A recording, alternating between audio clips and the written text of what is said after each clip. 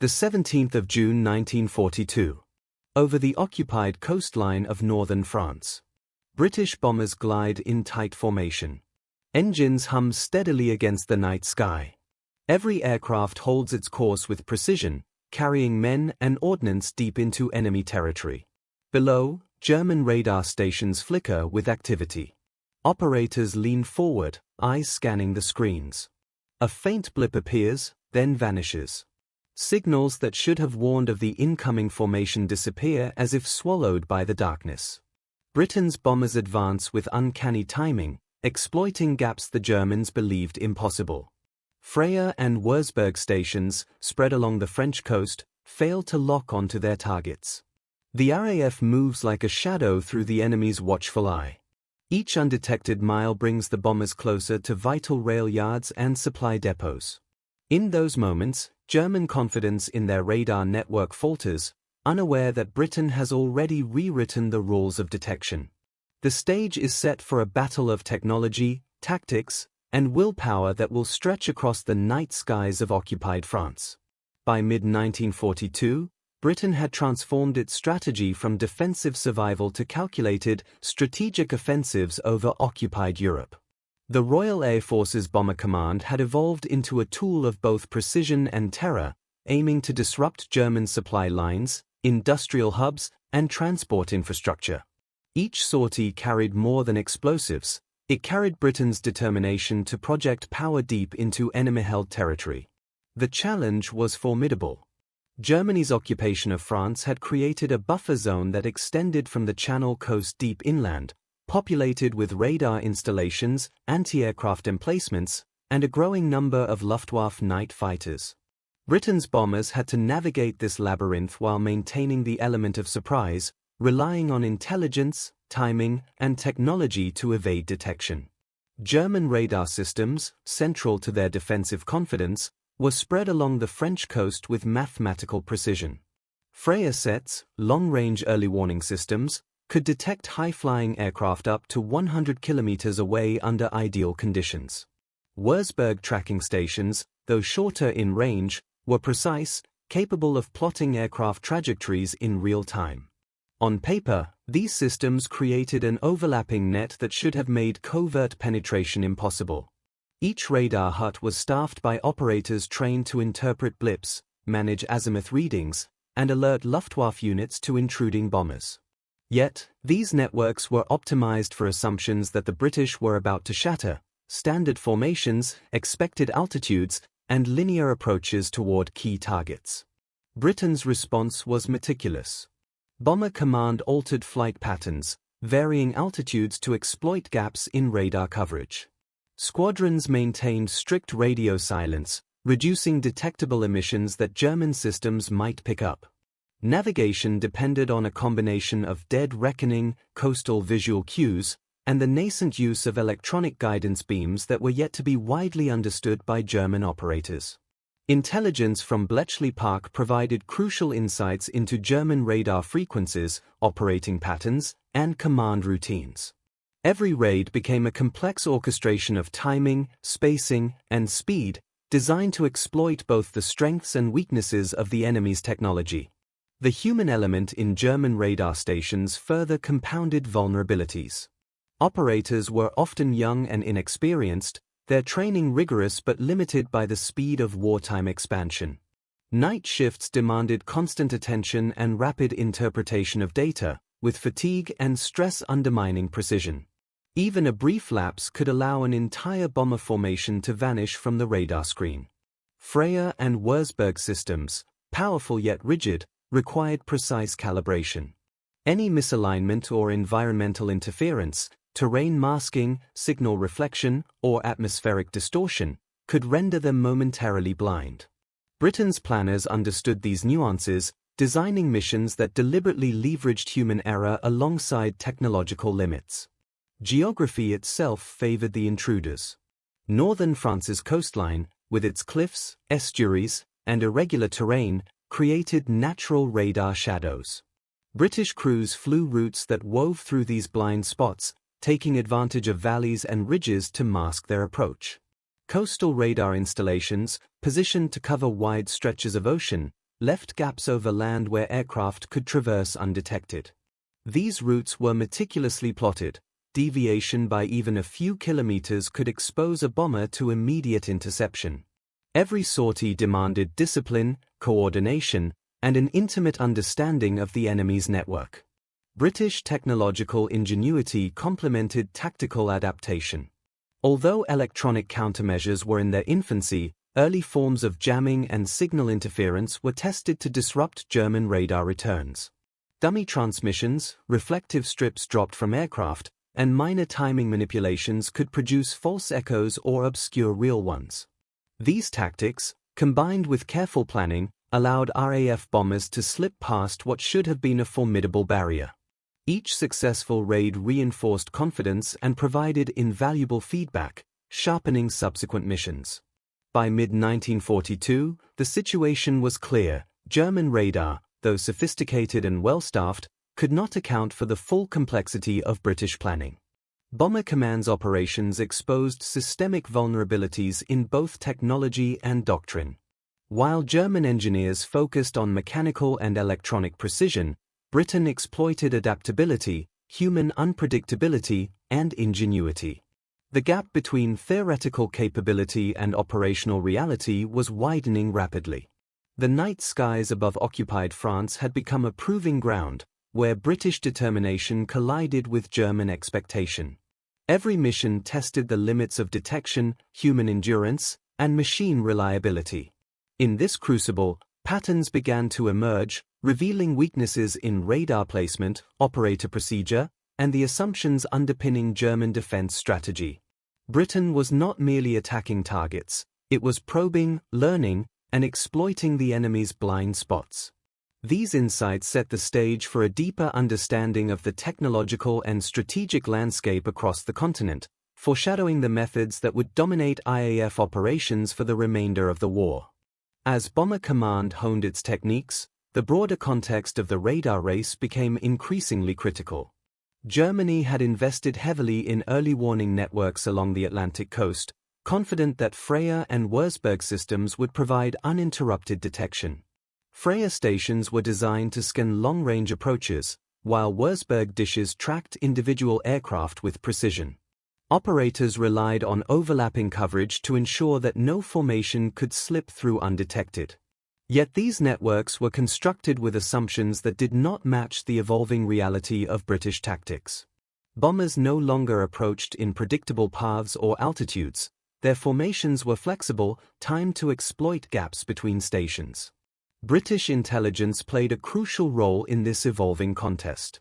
Decoding German communications through ultra provided insights into radar operating frequencies, alert routines, and Luftwaffe coordination. This information allowed Bomber Command to plan routes that avoided predictable detection zones. Even minor variations in timing or altitude could create blind spots in the German network. Coupled with meticulous navigation training, this intelligence transformed theoretical vulnerabilities into operational advantages. Pilots and navigators learned to anticipate how German radar would react, ensuring their approach remained stealthy despite the sophistication of enemy electronics. Electronic countermeasures, though rudimentary, further undermined German confidence. British engineers experimented with jamming devices that emitted signals on the same frequencies as Freya and Würzburg stations. Reflective strips, or window, were deployed to create false echoes, confusing operators and generating phantom formations on radar screens. These measures forced German crews to divide attention between real and artificial targets, slowing response times and reducing interception effectiveness. Combined with route planning, terrain masking, and timing, such countermeasures magnified the radar network's inherent weaknesses.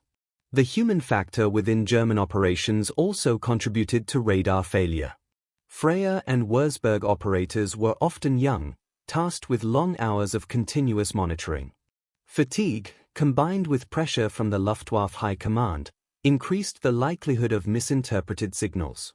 While German training emphasized technical proficiency, it could not fully account for the stress of real-time raids by highly disciplined British crews. A single misreading or delayed alert could allow an entire formation to pass undetected, a margin of error that Bomber Command exploited consistently. Terrain and geography amplified these operational advantages. The northern French coast featured irregular cliffs, river estuaries, and forested regions that created natural radar shadows. British crews were trained to exploit these features, weaving routes that kept them within coverage gaps. The strategic placement of radar stations, optimized for broader coverage, could not fully account for the subtle interactions of signal reflection, topography, and atmospheric interference. Each raid effectively tested and mapped the radar network's blind spots, providing feedback for subsequent missions. German radar doctrine itself was rigid. Procedures for alerting fighters, coordinating multiple stations, and tracking formations were fixed, emphasizing protocol over adaptability. Britain's unpredictable tactics rendered these procedures less effective. By varying formation size, speed, and flight paths, IF bombers introduced ambiguity into the German detection system. Even when signals were acquired, the command chain often delayed or misdirected night fighters, reducing interception potential. This operational mismatch between planning and execution widened the window for successful British raids. By mid-1942, the interplay of intelligence, technology, geography, and human factors had reshaped the aerial battlefield over occupied France. German radar, though mechanically advanced, faced vulnerabilities that British crews exploited systematically. Every successful penetration of the radar net reinforced the strategic and tactical lessons that would define the RAF's approach to electronic warfare. The conflict between detection and evasion was not merely technological, it was a contest of adaptation, foresight, and ingenuity, with Britain setting the pace. These developments laid the foundation for a series of raids that would further expose weaknesses in German defenses. By understanding not only the capabilities but also the limitations of the radar network, Bomber Command could press deeper into occupied Europe with confidence. The stage was set for a closer examination of the operational and technical angles that defined this contest, revealing how Britain consistently turned German assumptions against them and maintained the initiative in the air war. German radar relied on fixed wavelengths that determined detection range and resolution. Freya sets operated on long wavelengths, designed to detect large formations at distances up to 100 kilometers, while Würzburg dishes tracked individual aircraft with shorter, more precise signals. British intelligence, through ultra-decrypts and reconnaissance, identified these operating bands. Bomber Command exploited this knowledge by adjusting flight altitudes and formation density, effectively slipping between the radar's optimal detection zones. Minor deviations in course or height could render aircraft invisible to the expected signal returns. Even when detected, the system's frequency limitations caused echoes to merge or vanish, creating uncertainty for German operators. Over successive raids, Britain refined these tactics, turning radar's precision into its own weakness. The terrain of northern France created natural areas of radar invisibility. Coastal cliffs, estuaries, and uneven landforms reflected or absorbed radar waves, producing gaps in coverage. British crews planned ingress routes that navigated these blind spots deliberately, flying along valleys or behind natural obstructions to minimize detection risk. Freya stations, optimized for broader ocean approaches, left inland stretches partially unmonitored. Even overlapping Würzburg coverage could not fully compensate for terrain-induced gaps. The combination of geography and British route discipline allowed formations to advance hundreds of kilometers undetected, exploiting weaknesses that static radar installations could not adjust to dynamically. British raids followed flexible, unpredictable patterns. Formation sizes varied between missions, sometimes spreading thin to confuse detection, sometimes concentrated to overwhelm single stations. Timing was carefully calculated to avoid expected radar sweeps, exploiting operator fatigue or rotation shifts. These variable patterns forced German crews to interpret shifting signals, often producing phantom formations or misidentified targets. By alternating approaches, combining coastal and inland entry points, and staggering departure times, Britain introduced ambiguity into the radar network. Operators could not rely on previous assumptions, and even when signals appeared, the information was often too chaotic to generate an effective response. British electronic countermeasures amplified the radar network's vulnerabilities. Early jamming devices, though primitive, emitted signals on the same frequencies as German Freya and Würzburg stations, creating interference that operators struggled to interpret. Reflective strips, known as window, were dropped to produce false echoes, generating phantom formations across radar screens. These deliberate disruptions forced German crews to divide attention between real threats and decoys, delaying fighter deployment and creating operational confusion. Bomber Command integrated these measures seamlessly with flight planning, ensuring that each raid exploited the maximum benefit from electronic deception while minimizing exposure. German command structure imposed rigidity that hindered rapid adaptation.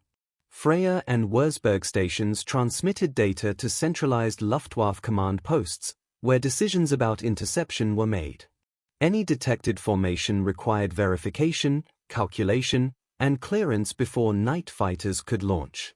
This chain, while organized, was slow and inflexible. Britain's unpredictable flight paths exploited this latency. Even when radar contacts were obtained, delays in communication often meant that by the time fighters scrambled, bombers had advanced beyond interception range. Command rigidity, combined with human error, magnified the operational impact of minor radar lapses. Signal clarity and reliability were critical, yet frequently compromised. Radar waves could reflect off terrain, scatter in valleys, or fade due to atmospheric conditions, producing ambiguous readings. German operators had limited means to differentiate between genuine aircraft and false returns, a problem exacerbated by British electronic measures. Repeated raids allowed Bomber Command to study and exploit these weaknesses. Pilots and navigators became adept at choosing altitudes and approaches that maximized signal degradation, effectively rendering themselves invisible.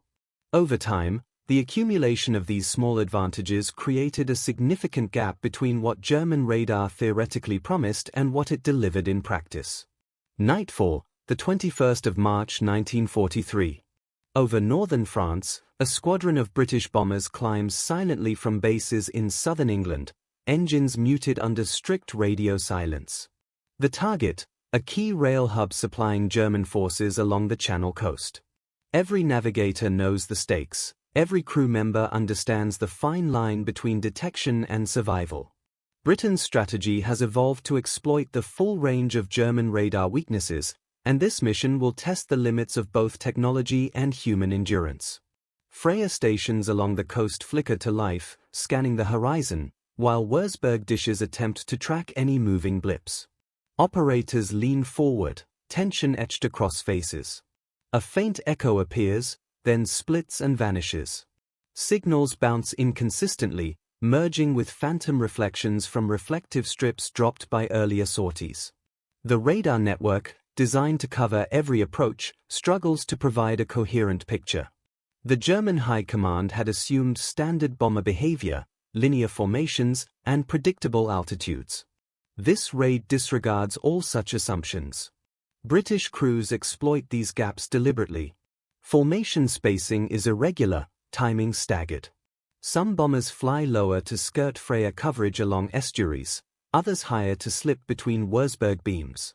The squadron's leader calculates every meter, ensuring that as one aircraft emerges from a radar shadow, another occupies a different undetectable corridor. The Germans see fragments of movement, but nothing cohesive. Operators transmit fragmented information, often contradicting adjacent stations. Fighters scramble too late or in the wrong sectors, unable to intercept effectively. In one coastal radar hut, a young operator curses as multiple blips appear, then disappear. Another station inland records nothing at all. Confusion spreads across the network. British bombers maintain formation, each man performing his role with precision. Navigation errors are minimal, timing is exact. As the squadron nears the target, flares from nearby anti-aircraft batteries light the sky, yet no single bomber strays outside its protective corridor. The tension in the German command structure mounts. Luftwaffe control posts attempt to consolidate reports, but conflicting data renders decision-making ineffective. Night fighters, dispatched in piecemeal fashion, struggle to locate coherent targets. Meanwhile, British crews execute evasive maneuvers learned through meticulous training, slight altitude adjustments, course corrections that exploit known blind spots, and timing delays that prevent predictable detection. By the time the bombers arrive over the rail hub, German forces have neither an accurate fix nor sufficient response capacity. Bombs are released with precision, demolishing key tracks, sidings, and supply depots. The return flight exploits the same radar vulnerabilities, slipping back through gaps unchallenged. The mission concludes with minimal losses, a testament to the careful orchestration of intelligence, technology, and tactical discipline. German radar operators file incomplete or confused reports, failing to account for the full size or path of the attacking formation. The consequences for Bomber Command are clear. German detection systems, despite their sophistication, can be consistently circumvented through adaptation, timing, and strategic insight. This raid demonstrates the culmination of Britain's efforts to exploit systemic flaws. Radar, human operators, and rigid command structures collide with innovative tactics and precise execution. Every element of German defense, technical, procedural, and human, is tested to its limits. Success here is not luck, it is the product of careful study, calculated risk, and the application of knowledge gained from months of previous operations. Britain asserts initiative in the night skies, shaping both the immediate outcome of the mission and the strategic trajectory of the air war. As the RAF squadron presses deeper into occupied France, the German radar network strains under the complexity of the attack. Freya and Würzburg stations, designed for overlapping coverage, struggle to produce a coherent picture. Operators interpret fragmented signals, some blipping briefly before vanishing, others overlapping to create phantom formations. The Luftwaffe's command chain scrambles to assign night fighters, but by the time orders reach the air, British bombers have already shifted into undetectable corridors. Each deviation, each staggered formation, amplifies the confusion. On the ground, operators grow increasingly aware of the system's limitations. Calibration errors, signal reflections from terrain, and the interference created by early British jamming devices combine to render tracking unreliable.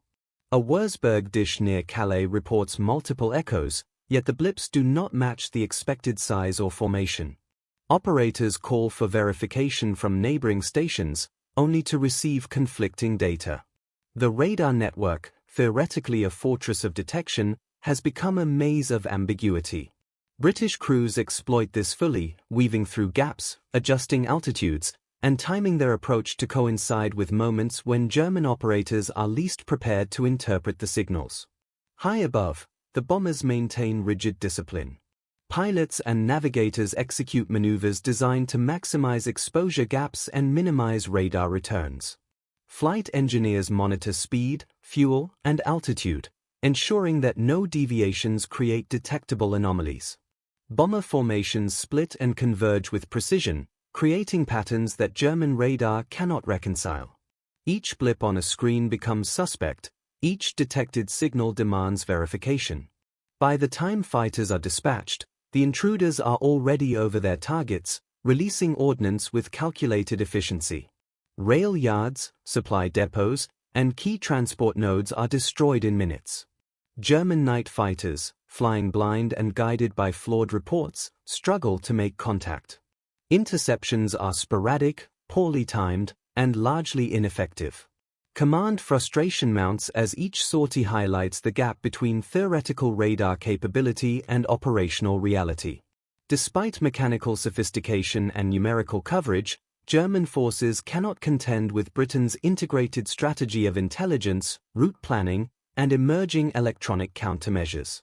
This mission crystallizes the consequences of previous raids.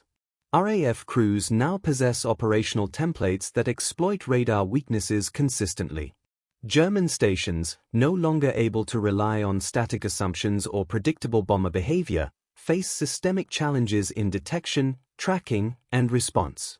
British initiative dominates the night sky, shaping outcomes before German systems can react. By dawn, the squadron returns to English airfields largely unscathed, carrying confirmation that German radar, despite its technical promise, cannot reliably thwart well-coordinated night raids. The operation underscores a fundamental truth of the air war: adaptability, intelligence, and timing can overcome even the most sophisticated defensive technology. Britain has seized the operational advantage, forcing Germany to confront vulnerabilities that will shape both tactics and technological development in the months ahead. The failure of the radar network is not just a technical flaw, it is a collapse of assumptions, coordination, and response under pressure. This decisive moment signals a turning point in the air war over occupied France, demonstrating that mastery of strategy and innovation can render even advanced detection systems inadequate. From these successes, Bomber Command gains not only confidence but a framework for exploiting weaknesses repeatedly, ensuring that German radar can no longer dictate the terms of engagement. The results of the March 1943 raid were unmistakable. Key rail hubs, supply depots, and transport lines in northern France lay in ruins. Trains carrying troops and material were destroyed or delayed for days, causing disruption across the German military network. Britain's success was not limited to physical destruction, it was also a psychological victory.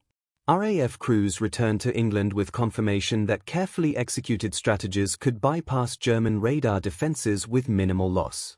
For Bomber Command, this represented more than a tactical win, it was proof that intelligence, preparation, and technological ingenuity could dictate the terms of engagement. German analysis, conducted in the immediate aftermath, revealed a network under strain.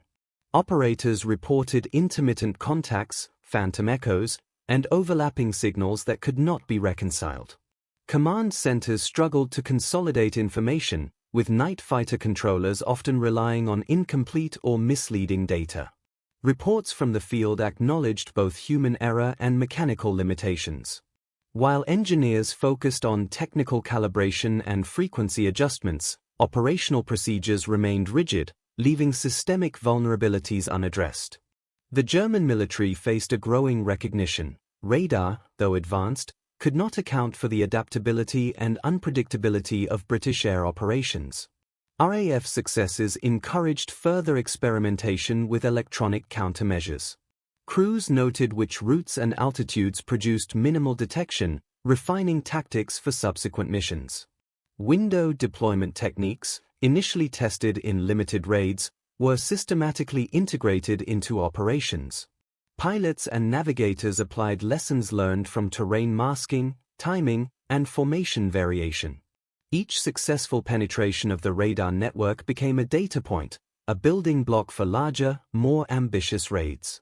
The cumulative effect transformed operational doctrine, allowing Bomber Command to escalate both the scale and precision of night bombing campaigns. From a strategic perspective, Germany's inability to consistently detect or intercept British bombers had immediate consequences. Transport bottlenecks disrupted supply chains for troops on the Channel coast and in northern France. Factories dependent on raw materials suffered intermittent delays. Military planners had to account for the growing uncertainty imposed by IAF operations, altering troop movements and defensive deployments. Even minor errors in radar detection caused cascading operational inefficiencies, demonstrating the fragility of a system built on static assumptions. The broader psychological impact on German operators was equally significant. Confidence in the radar network eroded as repeated raids highlighted the gap between expectation and reality. Operators became increasingly cautious, slower to react, and prone to second-guessing signals. Night fighter units, reliant on radar guidance, struggled to locate targets efficiently. Britain's approach, combining tactical ingenuity with technical experimentation, exploited both technological and human limitations, ensuring continued operational advantage. This phase of the campaign confirmed that mastery of intelligence and adaptation could outweigh numerical or technological superiority. The RAF's integration of route planning, electronic countermeasures, and terrain exploitation created a model for success that German radar could not match. As the weeks passed, Bomber Command refined these methods, preparing for larger, more ambitious operations deeper into occupied territory. The destruction wrought over the rail hubs and depots was immediate and tangible. Supplies intended for German forces were delayed or destroyed, undermining logistical planning across multiple sectors. Casualties were limited for IAF crews, reinforcing confidence in operational planning and execution. Germany, confronted with repeated failures, faced both a strategic and technological dilemma: improve radar networks and procedural flexibility or continue to accept repeated, avoidable losses. The consequences of inaction were already evident. In the weeks following the successful raids, Germany scrambled to address the exposed weaknesses in its radar network. Engineers recalibrated Freya and Würzburg stations, adjusted frequency outputs, and attempted to expand coverage along critical corridors. Yet, structural limitations persisted. Terrain-induced blind spots could not be fully eliminated, and operator fatigue remained a constant problem. Command protocols were still rigid, and the need for centralized verification slowed responses. German forces had to confront the reality that their early warning systems, while technologically sophisticated, could be consistently circumvented through adaptive tactics. British Bomber Command capitalized on these systemic gaps. Lessons from previous operations informed increasingly complex raids, combining multiple squadrons, staggered departure times, and carefully calculated altitudes.